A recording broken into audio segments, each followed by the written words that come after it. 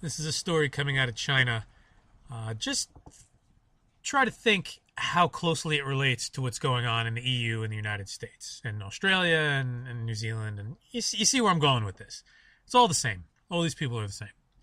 It says China will establish a national population database linked to ID information, credit records, state media reported on Monday, as a larger push to beef up surveillance and security because terror.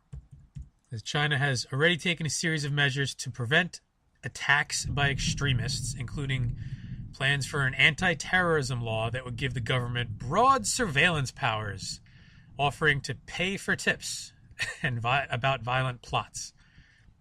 It says what they're going to enact is more security forces for public transportation, including buses, trains, and subways, as well as schools, financial institutions, and hospitals.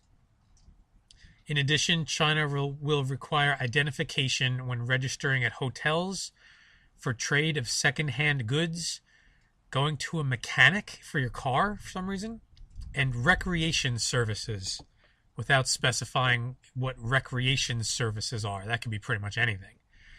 The measures will, of course, help prevent violence, terrorist attacks, or extreme events. They're also calling for, and this again is very broad, a security network using surveillance cameras that covers all grassroots communities. I hate to say it, but they're kind of behind the times. I guess they're taking a page out of the USA's playbook on this stuff. We already have the TSA, and they're going to expand to Amtrak, and I'm sure buses and bus stations.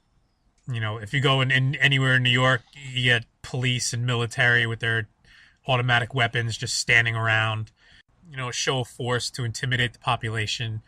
They're talking about a national ID program that's going to be linked up to credit records,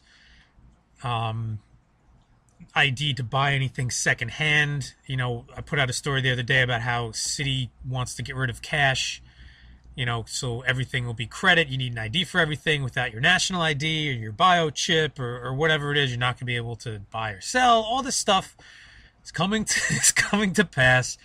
And China needs a new anti-terrorism law because all of a sudden terrorism is big in China.